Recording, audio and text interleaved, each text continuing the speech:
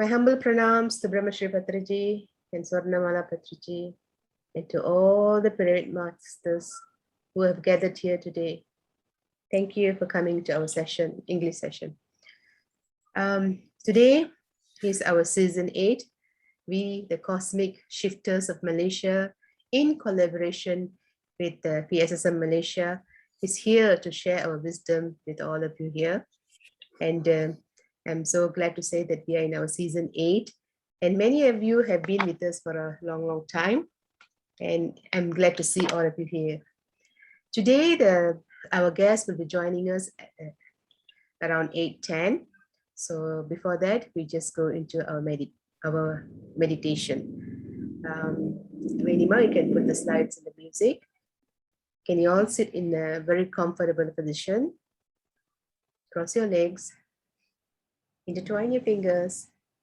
If you have, before that, if you're wearing your spec, please remove them. Intertwine your fingers. Close your eyes and gently, very gently and normally observe your breath.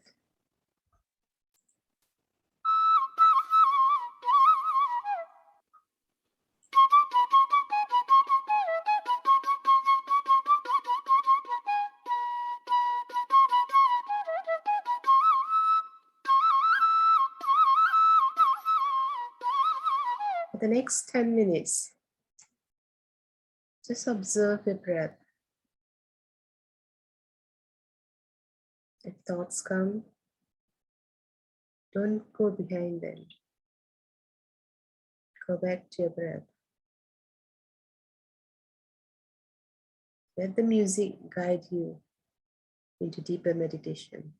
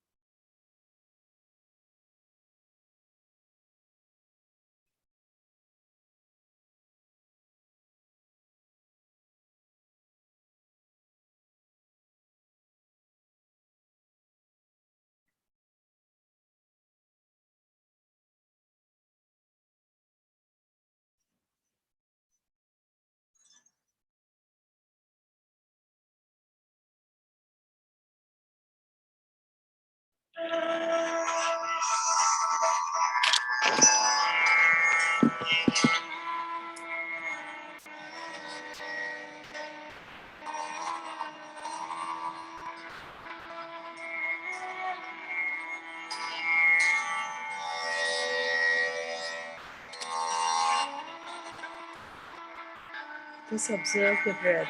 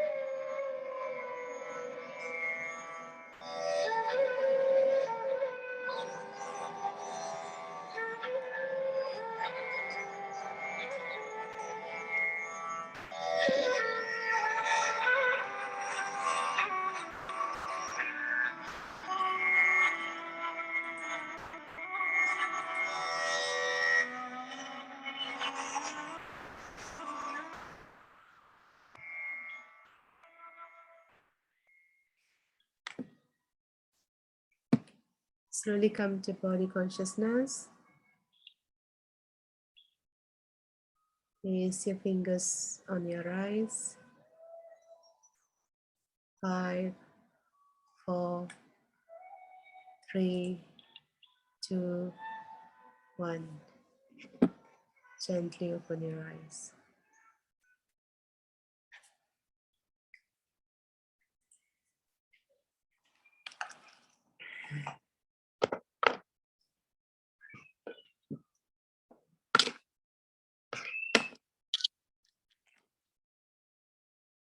Welcome again to our season 8 of our English session. Today we have a beautiful host with us, a very young host actually, who is actually actively involved in the Yuva Shakti in Tamil Nadu. And not only that, she has done a lot of session with PSSM Malaysia, PSSM, I think in India. Always PSSM Malaysia is coming out through my mouth. Okay, and the speaker today is Divya, Divya, we call her, she actually comes from a family of meditators, and she has a beautiful name that she has put for her picture, Divya Buddha. So and I'm sure she is a regular with our Tamil session, and she has shared a lot of wisdom with all of us in this session. So we are very, very excited in welcoming our dear Divya to this platform and to share her wisdom on the title today, the concepts from the Golden Lake. It's a beautiful title, and we are looking forward to hearing from you, Divya. With this, the platform is yours. Thank you, Tilama. Thank you so much for giving this opportunity. And hello, all PSSM Malaysia Masters. Today, I'm going to share some of the concepts from the book, The Golden Lake.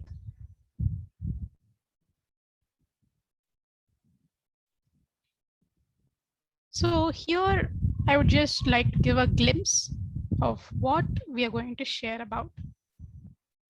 This book talks about the various star systems, star civilizations, like how we are here in Earth.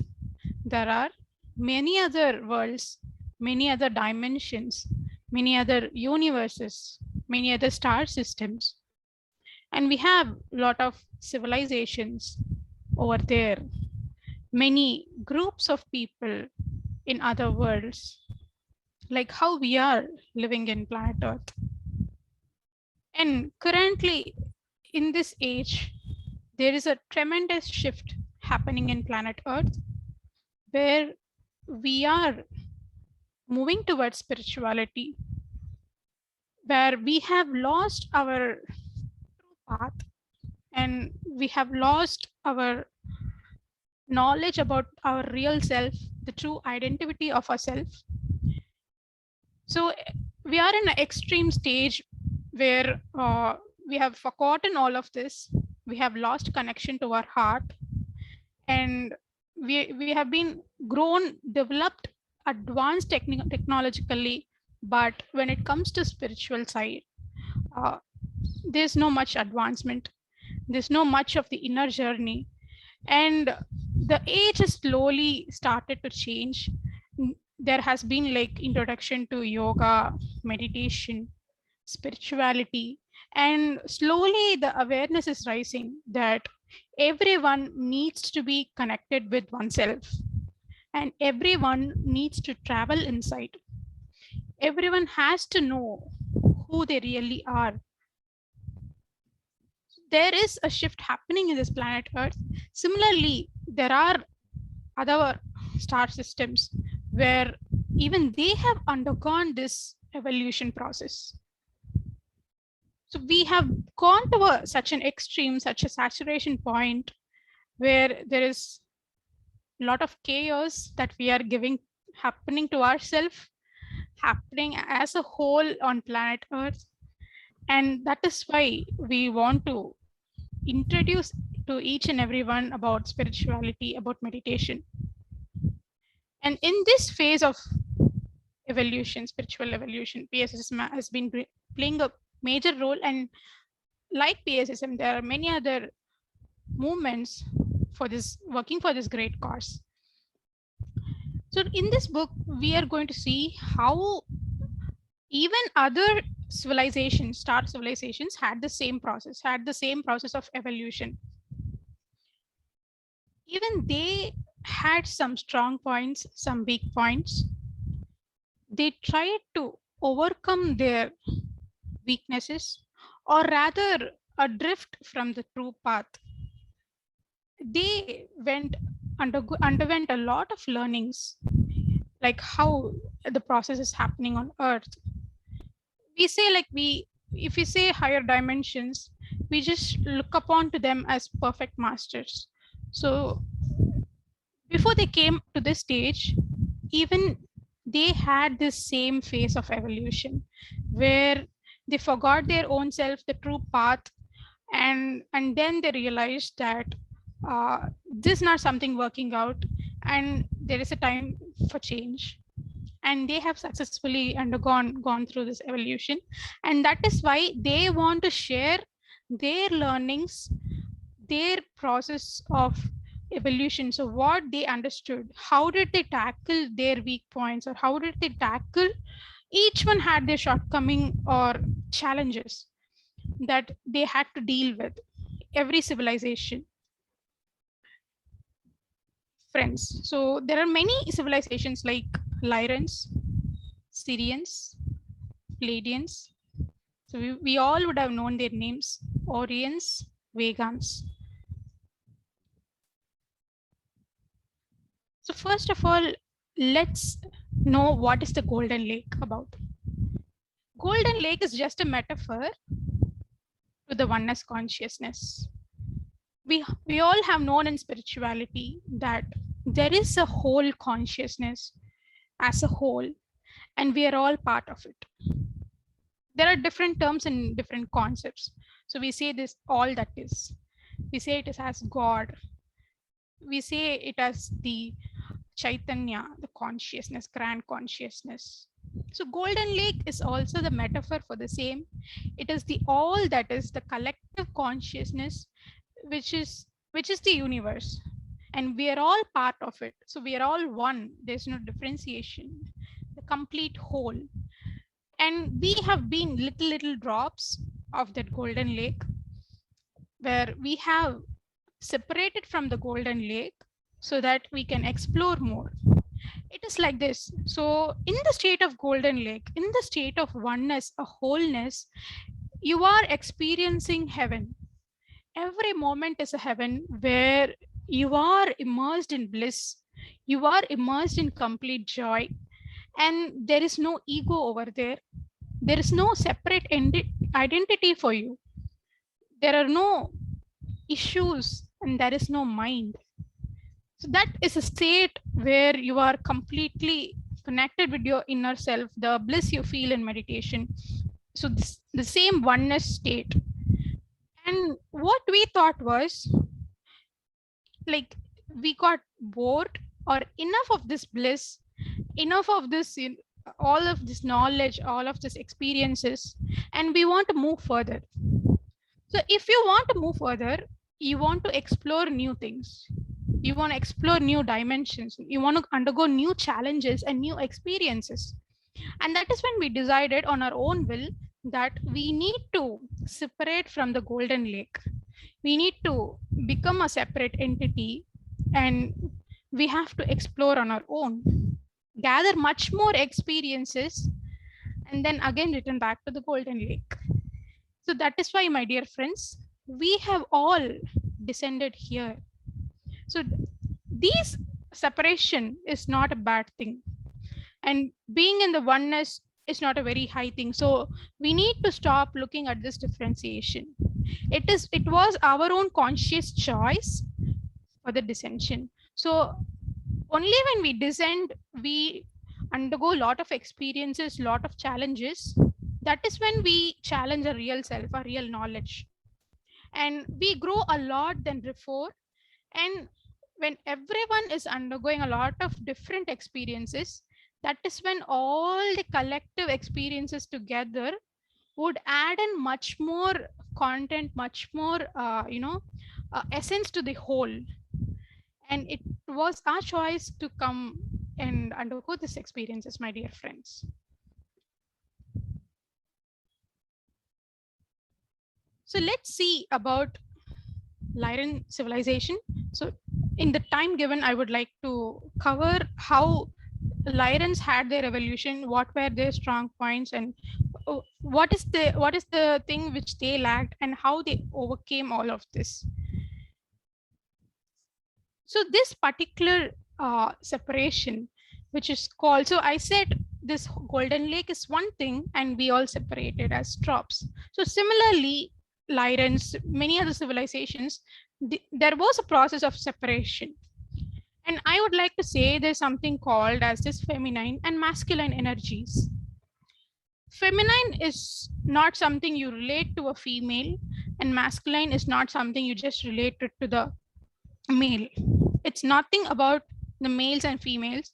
So masculine, feminine energies are just two types of energies, wherein some qualities you term it as masculine, some qualities you term it as feminine. So the nurturing feeling, the feeling of care, the feeling of love, compassion, the feeling of patience, all these qualities together form the feminine.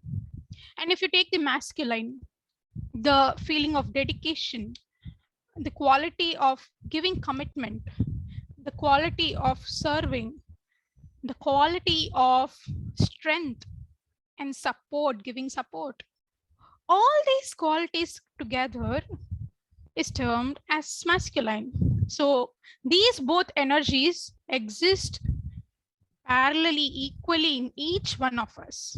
And this is the first understanding that we have to get into. And similarly, the 5 elements that we know, air, water, sky, earth, all these elements also can be distinguished as feminine and masculine. And there are some actions where we can term it as feminine and masculine, wherein the whole oneness is something called the feminine state, the feminine energy.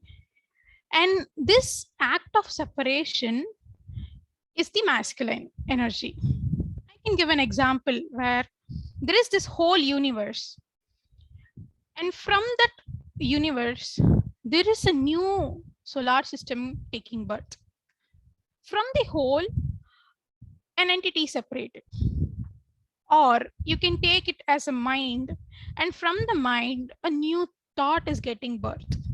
So this generation of the new thought is an expression of the masculine energy. And this creation of the solar system is an expression of the masculine energy. And what it was in a union is feminine. And this separate creation, a new creation, is the masculine energy. Similarly, when Lyrans also separated from the Golden Lake, they expressed a lot of masculine energy. Here, meaning masculine. So, what was their major challenge or drawback was they had more of this masculine energy, meaning they were putting a lot of human efforts and developing through these efforts, and there was no inner journey within them.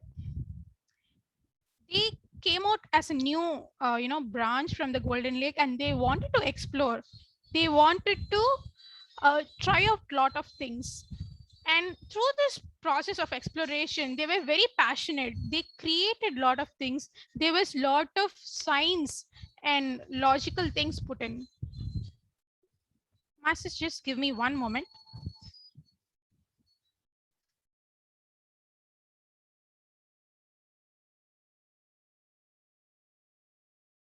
Okay, I'll take this opportunity I forgot to introduce my co-host, Krishnaveni.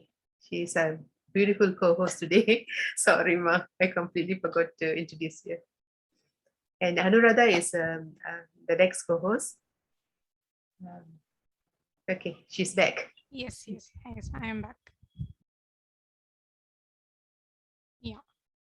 So they were taking a lot of efforts and they had a good logical thinking. They were into a lot of efforts, but then they weren't connected with their self. There was no inner journey. There was this imbalance.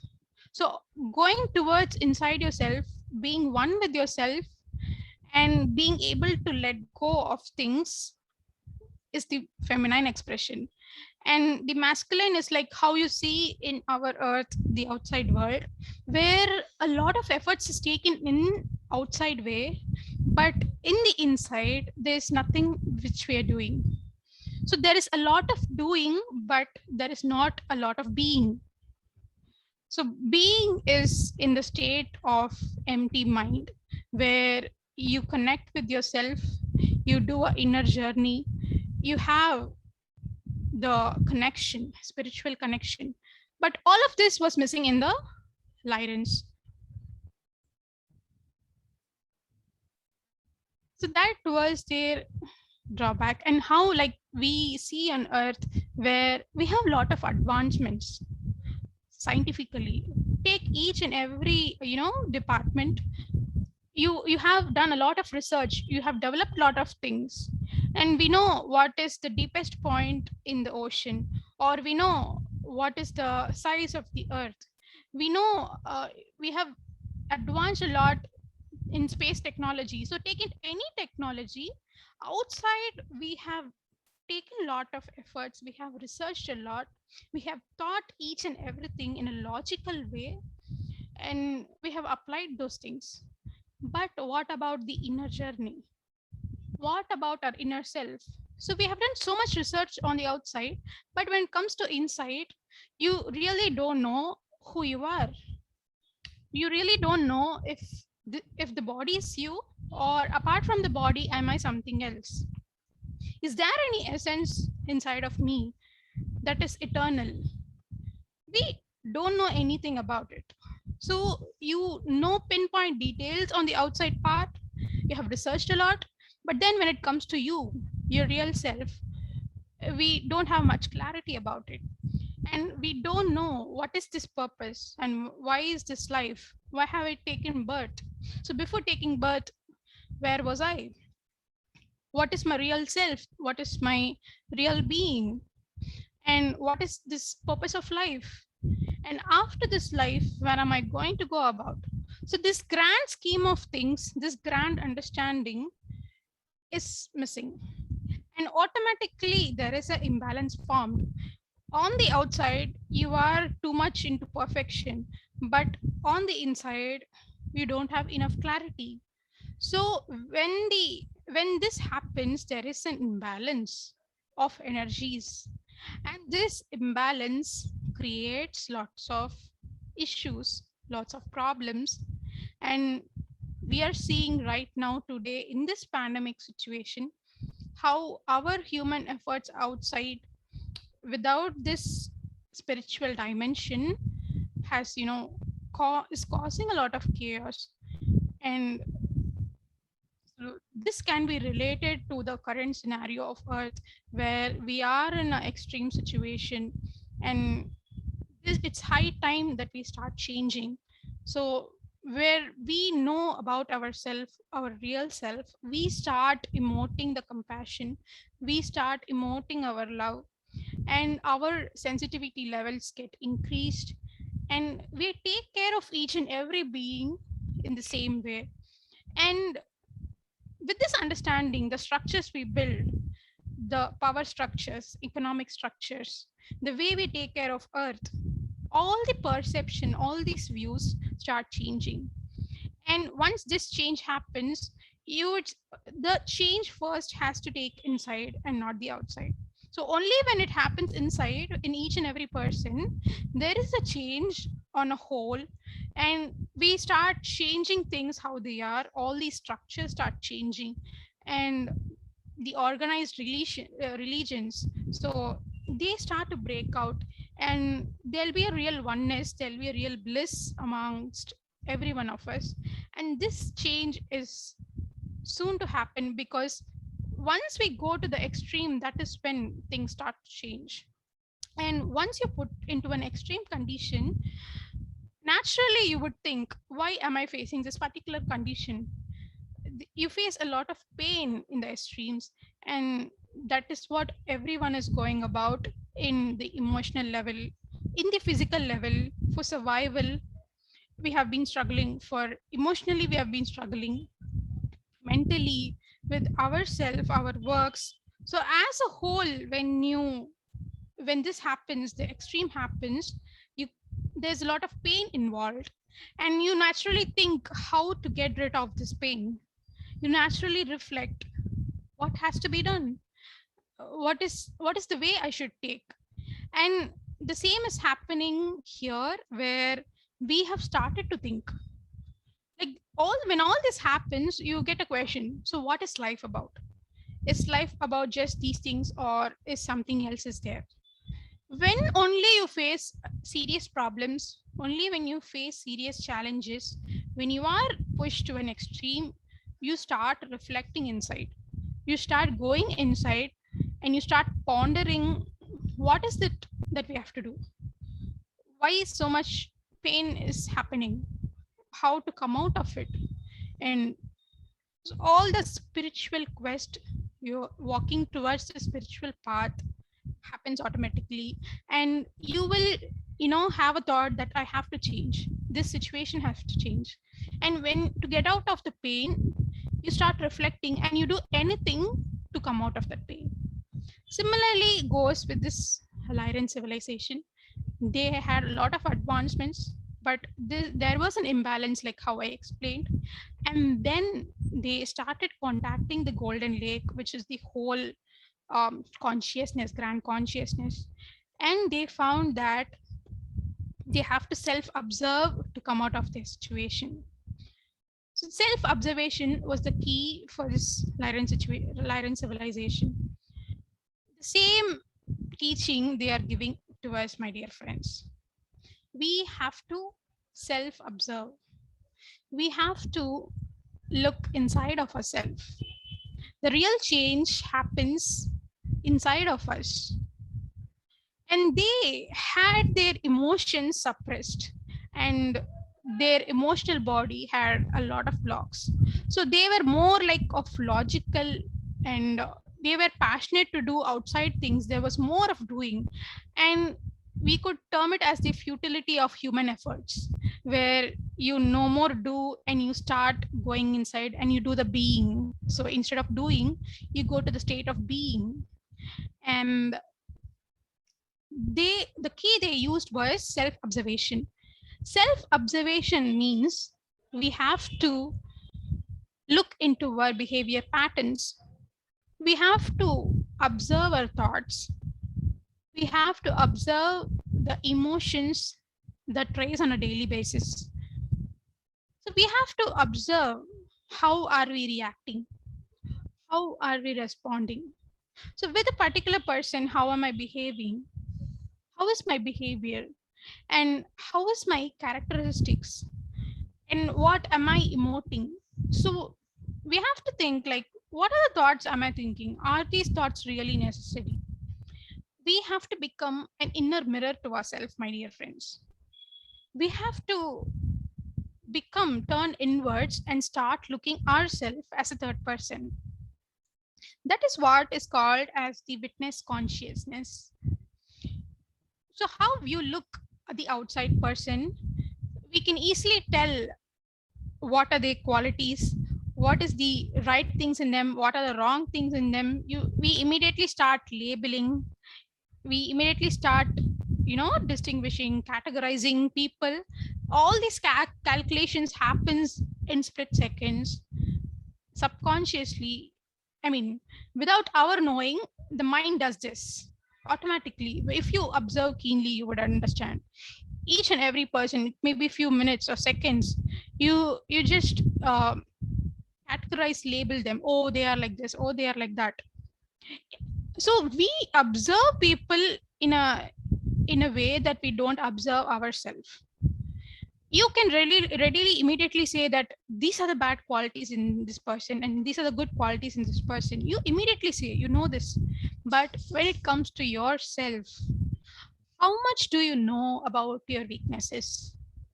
How much do you know about your strength? What are the positives and what are the negatives inside of you? So this is something which we have to really self-observe ourselves. And usually the negative shades or the gray shades, we automatically avoid, we automatically ignore. So we basically don't like having gray shades within us. And we start to hate it. We start to judge ourselves. We don't like the bad things that is there within, and we don't even take the step to identify that such a thing is there within me.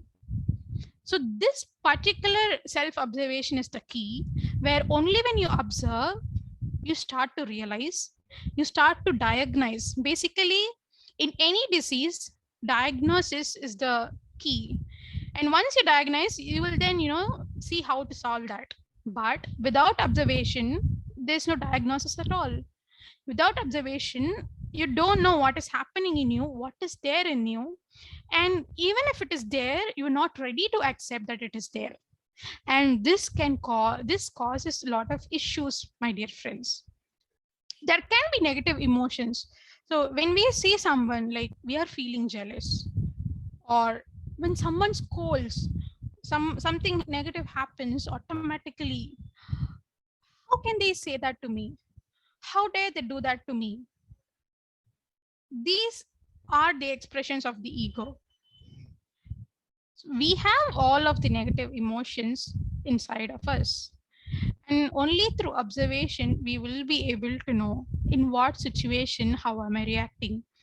If there is a lot of anger, you need to ponder upon where is this anger coming from, and with this person why I am getting a lot of anger.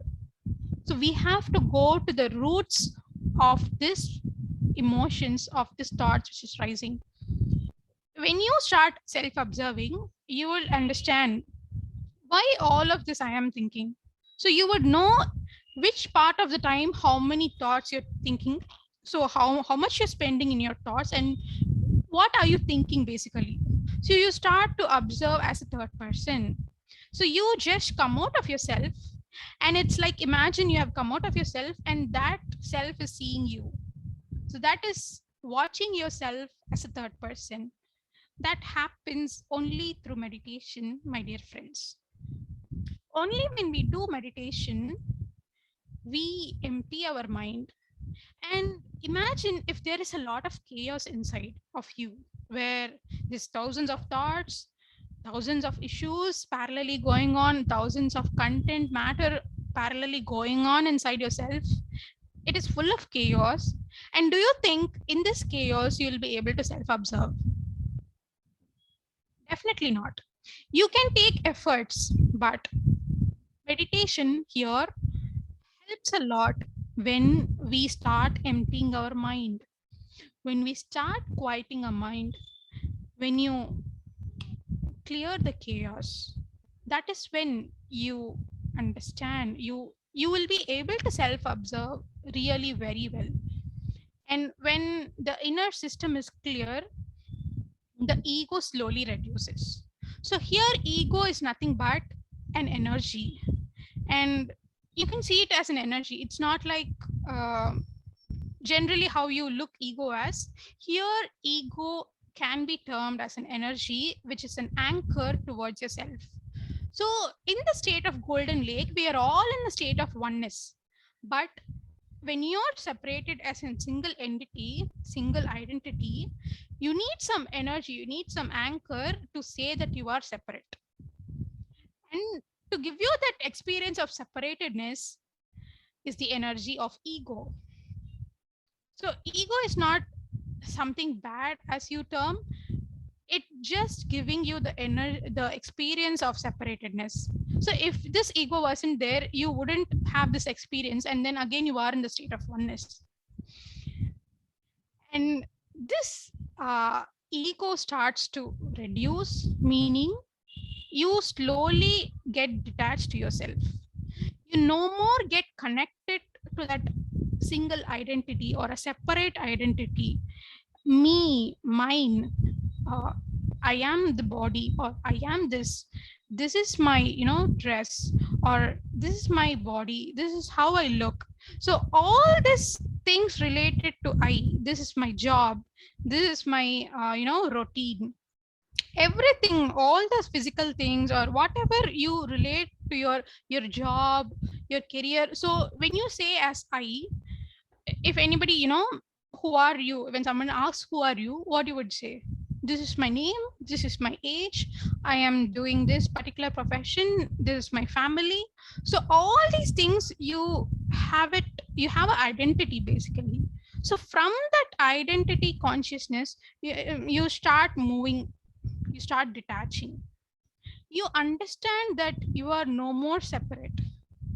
You understand that you are part of this whole, and you will be in a state where you can no more point out to yourself that yes, this is me. So you will no more be able to separate yourself, and this experience happens in meditation. In this meditation, you start detaching, you start losing that anchor, which is the ego, slowly, slowly, slowly.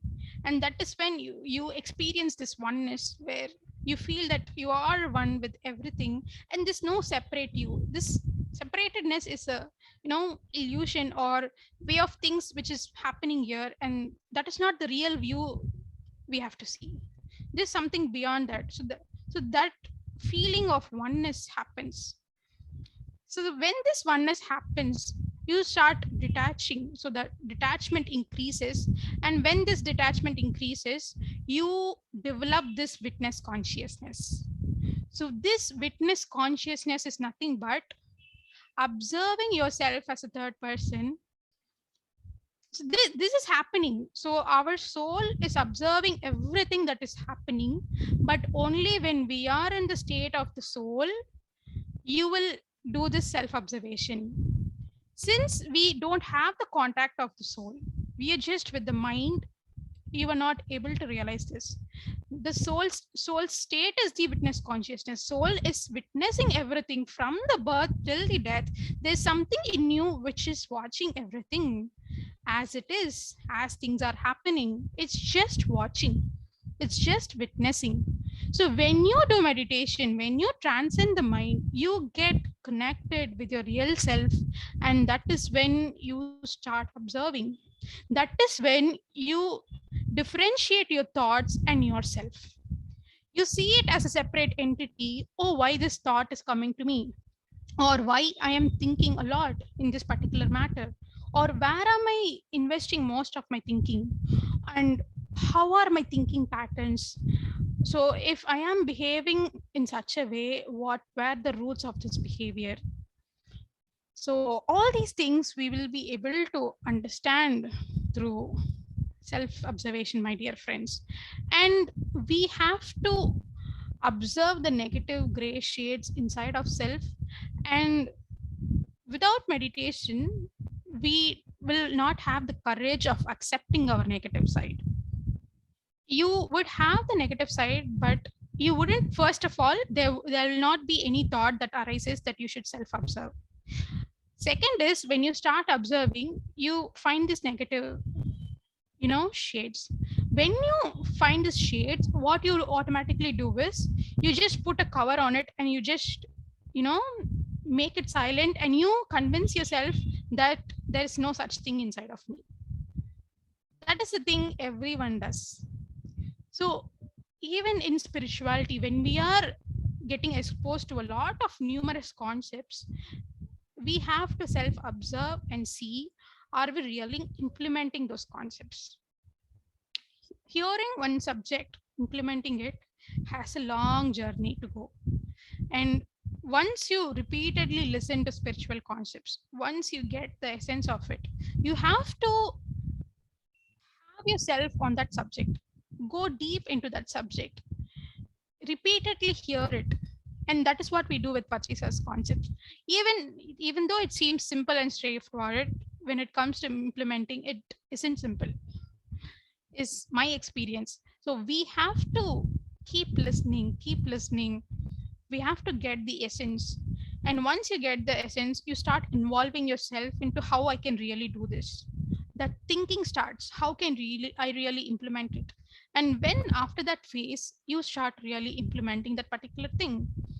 So we have to go deep inside and see, what is the data I'm having about each person. So if that data is affecting my current behavior, if that data is affecting my current emotion, and it is like, there's some person you think that he has done some harm, or because of that person I've become like this belief pattern or this particular block will make emotions arise, and you automatically get that anger. So that incident would have finished long back, years ago, but even when you think that about that person, there's an anger which is rising. So this means you haven't dealt your emotions, you haven't worked upon your emotions. When we haven't worked upon our emotions, then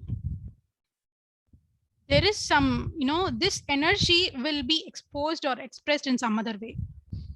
When you haven't dealt your emotions properly, emotions is nothing but energy. So when you suppress your emotions, when you block it, or when you just put on a cover and you convince yourself that it's not there, but it is still there, this becomes like a block, my dear friends. So any abuse happened, anything that happened, and there was a emotional thing which had happened, and that block is still carried by you.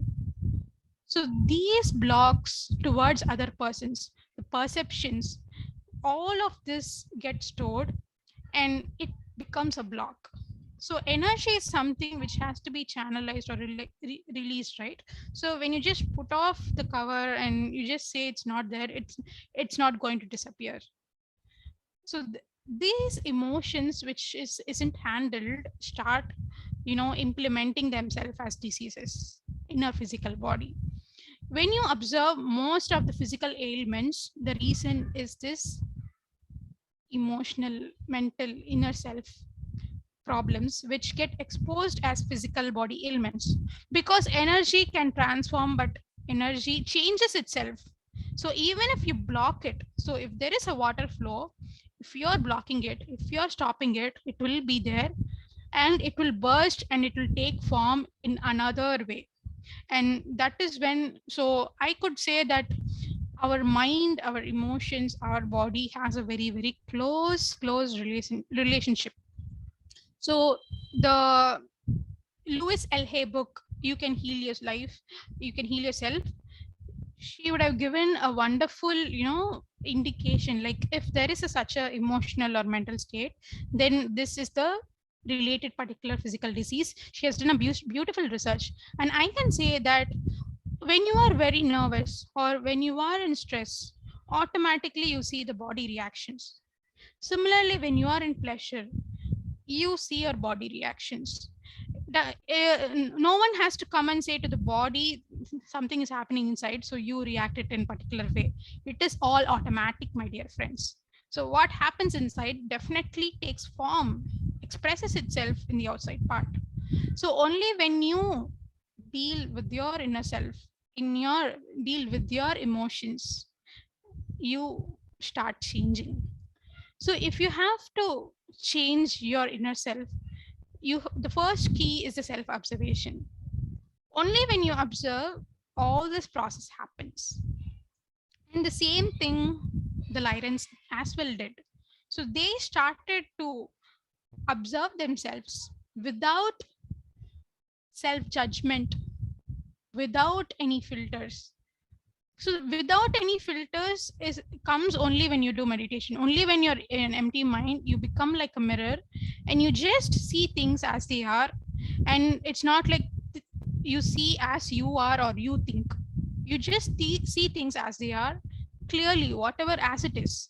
So this is possible only with an empty mind, and there shouldn't be any self-judgment when you look inside. You have to accept whatever it is, how you embrace, how you appreciate your positive side. Even the negative has to be appreciated, negative has to be embraced, negative has to be accepted.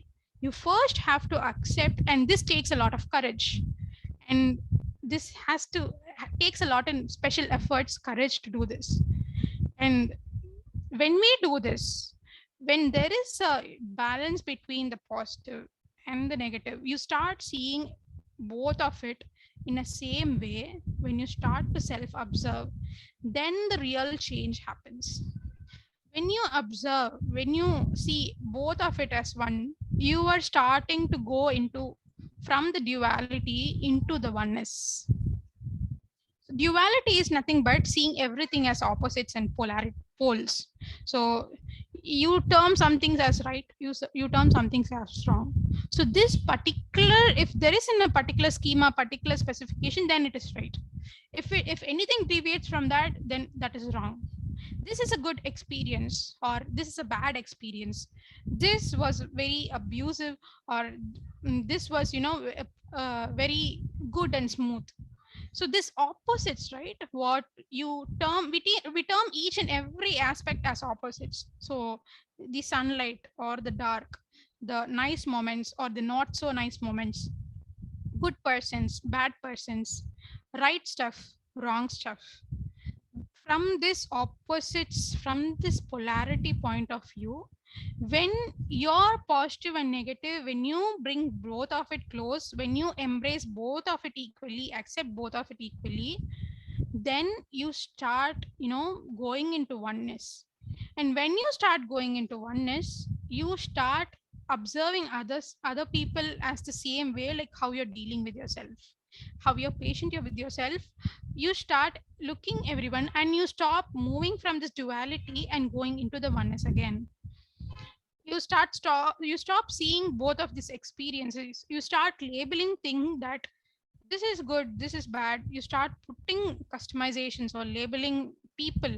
And I can say that, for example, if you have seen someone, so it wouldn't have been a way, just 2 minutes, you see their dressing, you see their way of talking, and from this small data you create a judgment inside of yourself.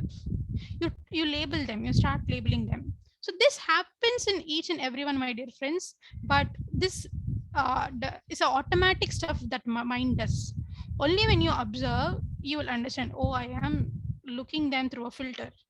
You are like, you know having a judgment about that person. And the funny thing is, some people we wouldn't have met, but our surroundings, our society would have told some four things about them. And with that four things, you create a layer, you create a filter, and you start seeing that person from this predetermined data. From this layer only, you start seeing this person. From this layer only, you interact with that person. This data is there. Yeah, a gentle reminder on the time. 2 more Yes, minutes. yes. Yeah. So, my dear friends, the key here is to observe ourselves, to embrace both our positive and negative. And that is when the real shift happens inside. And this dimensional ascension, going into the 4D or 5D, so only when we move from duality into the oneness, that is when you start going into the 4D. And you have to see the peaks in that oneness.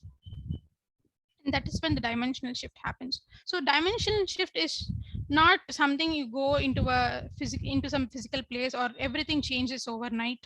No, this shift first has to happen inside. This dimensional shift is an inside matter. Only when we change from inside, when you move towards oneness, from this duality, from this polarity view, things start changing and we undergo the shift. So thank you so much, friends. So this is the knowledge they are sharing to all of us.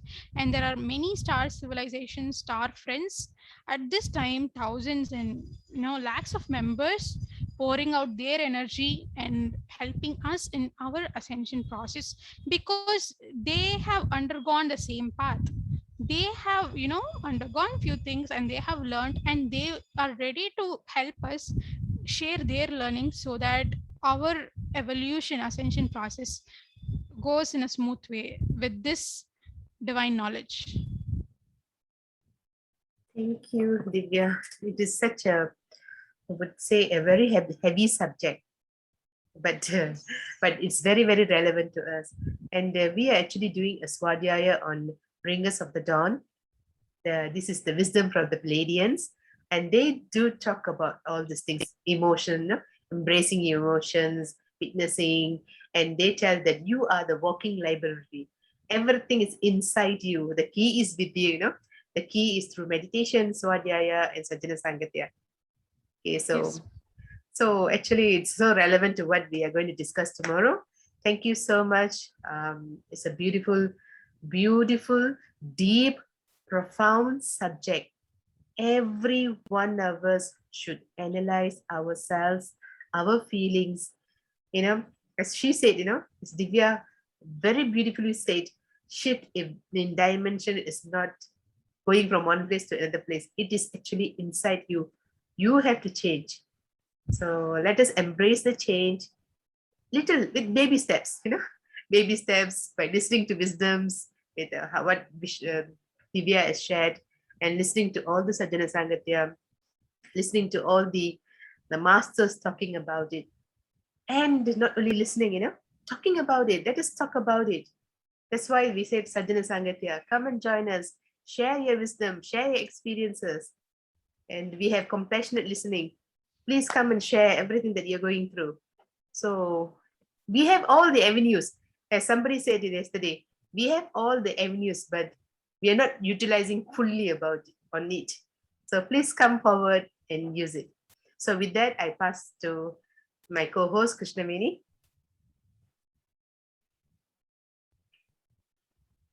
Yeah, thank you, Tilama. And thank you for Divya Master. It was a wonderful session with you. Thank you very much for sharing.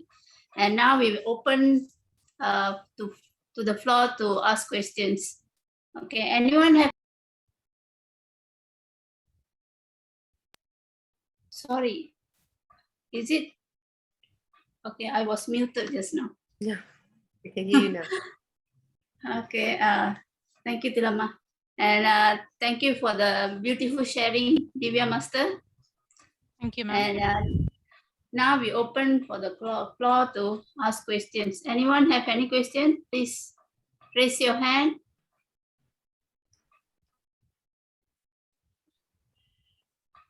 If no one has question, I would like to ask Divya. Divya, can you just give us a simple steps? How do we clear the chaos that is going in our mind? That is the question that everyone is asking, I mean, they're asking me, I don't know how to answer. So if you could help me to, answer this question. How do we clear the chaos or all the filth or anything that is in our mind? How do we go about it? So are you talking about the thoughts, ma'am? Yes, dear. Thoughts. That's the chaos. The thoughts. Yes, that's happening. Yes. So I guess that is why we are all meditating, and we have to be patient with that process. So we have to give that time and dedication, and it takes practice. Any new art, we have to have dedication. And if you want to become maestro in music, definitely you would find there's years of dedication, years of practice, years of commitment. And if you ask them how much they practice, they would say 8 hours of practice every day, 6 hours of practice every day. I'm practicing music from 20 years, and still they are on this course of perfection.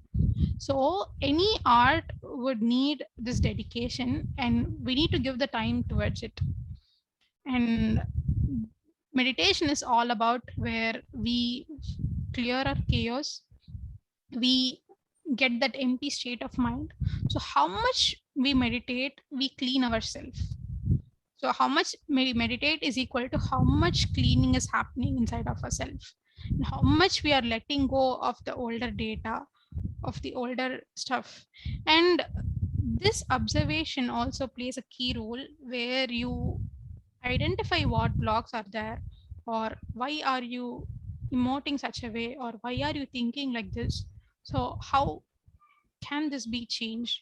And before changing, you have to just accept whatever is there with you and start seeing equally. So only by observation and magic happens, my dear friends. Only when we just by observing, just by being a witness consciousness, magic happens. And only with the spiritual knowledge, right, you start clearing the emotional blocks. So first is the spiritual knowledge, second is this clearing of the emotional blocks. And with this clearing of the emotions, physical ailments, physical troubles, everything gets vanished. So only by having the spiritual knowledge, for example, you create your own reality. So you think that that person disturbed you, and because of that person, I should have been in a different level. Only she restricted me, and that is why I am like this today. And you carry this emotion about some person years together, and this has been a block inside of you, and this has taken form physically as well. So we need to, understand that emotions towards others will not harm them or burn them. Instead, it will harm us and burn us. That is why we have to have this process of letting go. Letting go not for the sake of others, but for the sake of yourself. Only when you cling on to things, when you hold on to data, which has happened years before, months before, about any person, it's just going to affect ourselves, our energy, my dear friends. That's the first thing we have to keep in mind. And when you have the spiritual knowledge that you created your own reality, you ponder upon, you stop blaming that someone did this to me, or because of someone I am in this stage. All this statement starts vanishing. All these complaints, you start to drop off. You come to an understanding that I am the one who synchronized these situations. I am the one who made all these events come together. I was the one who designed this from the soul state, but this mind wouldn't know. Only when you have this knowledge, you make a shift in your understanding. You change the way you see things, and this change will make your emotional blocks drop off, clear off, and this shows into your physical wellness.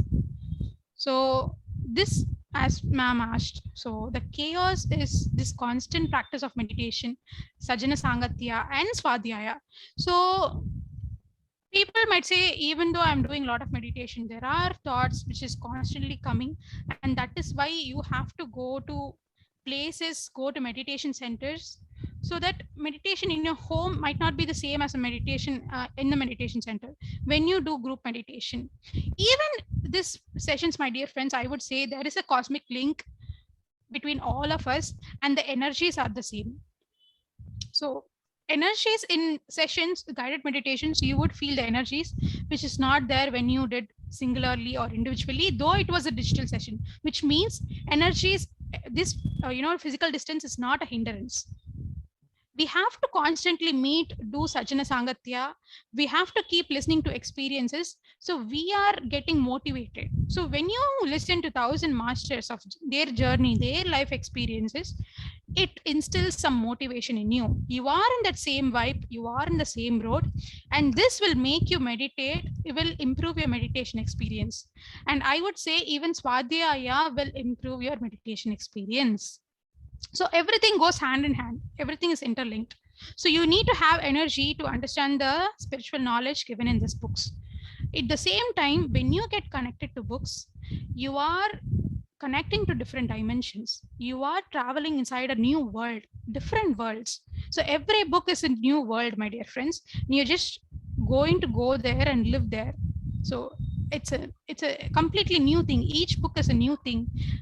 So when you start connecting with that book, the energy codes from that book start interacting with your energy field, and you go to higher, deeper states of receiving energy when you are with that book. And because when you're reading the book, you just have this higher thoughts, higher knowledge thoughts. You just keep thinking about it. You are in that flow, and instead of thinking about any other movie, TV, gossip, so those things, you replace it with this higher knowledge. So when you are in that vibe, your energy system changes, and this will make you meditate very well. The energies you receive, I receive heavy energies when I read books. So this makes me go into meditation, and that meditation becomes smooth. So Thank you, Divya, for a this wonderful explanation. Thank you. And yes, tomorrow we have Swadhyaya. Please come and join us. And then with this, let me pass to Veni. Veni, you can end the session. Yeah. Thank you very much, Divya Master. You have shared it very nicely. You put it very nicely. And in fact, Patriji message to us always will say that you have to 3 to 1. 3 hours of meditation, 2 hours of Swadhyaya, and 1 hour of Sajjana Sangatya. So this message we always have to keep in our mind and like accordingly, so that we can be enlightened. Okay. Yes, thank you very much. If there's no question, shall we end the session now? Yes, please. Yeah. And thank you, Divya Master, for the wonderful session with us. And thank you, everyone. And please come and join us tomorrow at 8